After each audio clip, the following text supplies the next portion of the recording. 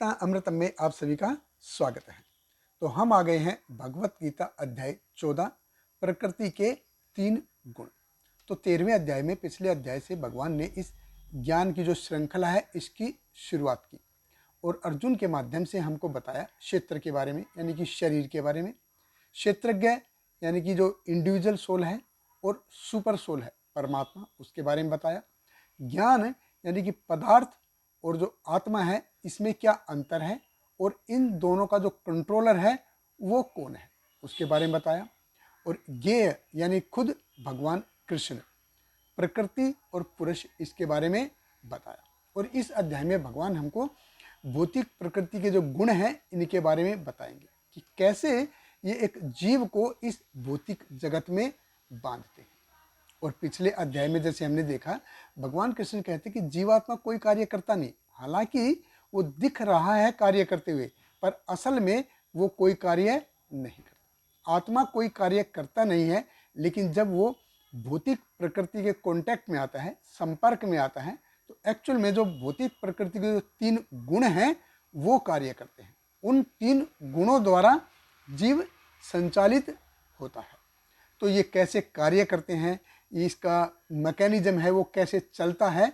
जैसे साइंस में हम देखते हैं गाड़ी कैसे चलती है, तो एक्सीलेटर को पहले दबाया जाता है, एक्सीलेटर दबाता है तो फिर एक कार्बोरेटर की पिन होती है वो हिलती है, फिर हवा और जो पेट्रोल है उसका मिक्सचर अंदर जाता है, उसके हिसाब से फिर पिस्टन ब्लॉक हैं वो मूव करते हैं, फिर जो हवा और पेट्रोल का जो मिक्सचर है वो जलता है, उसके हिसाब से फिर क्रैंक शाफ्ट है वो हिलेगी और फिर उसी के हिसाब से जो ड्राइव चेन है वो हिलती है, तब जाके गाड़ी आगे बढ़ती है।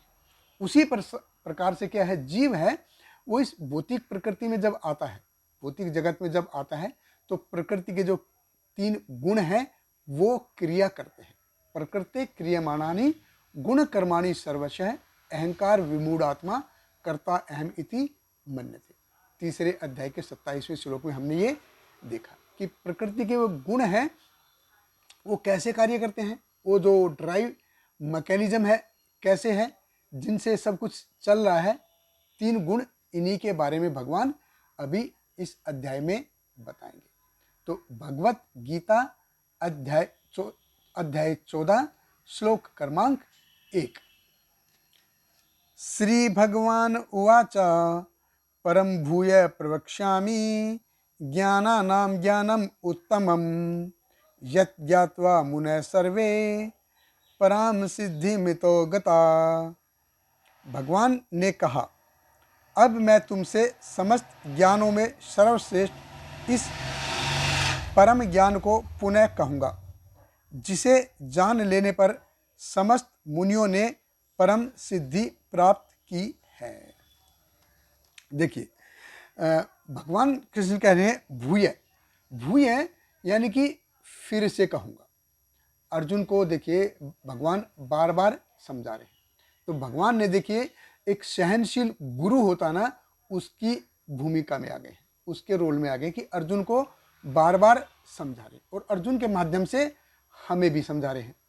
तो ज्ञान क्या है, भगवान कहते हैं कि जो ये इस ज्ञान को समझ गया वो भौतिक प्रकृति से उबर जाएगा और वो मेरे पास आएगा। भगवान कृष्ण कहते हैं परम भूय प्रवक्ष्यामि, यानी कि ये परम यानी कि ये ज्ञान कैसा है, दिव्य ज्ञान है। मैं फिर से कह रहा हूँ, कैसा है ज्ञान, ज्ञानानाम ज्ञानम उत्तमम, ये बेस्ट ऑफ नॉलेज, सब ज्ञानों में सर्वश्रेष्ठ है, ज्ञान का राजा है ये। अध्याय 9 में भी जैसे हमने देखा था कि ज्ञानम उत्तमम, की शरणागति कैसे करते हैं, इस ज्ञान को प्राप्त करके कैसे शरणागति प्राप्त कर सकता है जीव। इसीलिए ये भौतिक जगत का जो ड्राइव मैकेनिज्म है, 3 गुण, भगवान हमको ये बार बार समझा रहे हैं। ये ज्ञान कैसा है, उत्तम है।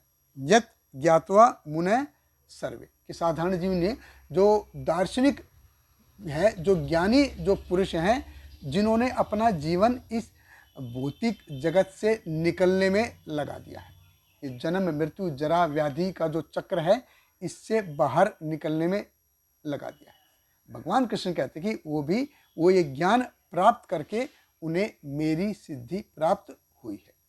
इसीलिए भगवान कृष्ण कहते हैं कि इस ज्ञान को समझो। हे अर्जुन, मैं ये तुम्हारी भलाई के लिए बता रहा हूँ। तो इसलिए ये जो प्रकृति का जो ड्राइव मैकेनिज्म है, इसको समझना बहुत जरूरी है। देखिए, हमारे पास गाड़ी है, पेट्रोल है, लेकिन ड्राइव मैकेनिज्म जब तक नहीं है, गाड़ी चलेगी क्या? नहीं चलेगी। इसी प्रकार जीव है, भगवान के पास जाने की इच्छा भी है, लेकिन भगवान के पास कैसे जाया जाए, कैसे मुक्त हुआ जाए, जब तक हम इसको समझेंगे नहीं, हम आगे नहीं बढ़ सकते हैं। तो आगे आने वाले श्लोकों में भगवान प्रकृति के जो 3 गुण हैं क्या हैं और वो कैसे कार्य करते हैं, इसके बारे में बताएंगे। हमारे साथ बने रहिए। बहुत बहुत धन्यवाद। हरे कृष्ण। श्रील प्रभुपाद की जय। हरे कृष्णा कृष्ण कृष्ण हरे हरे, हरे रामा राम राम हरे हरे।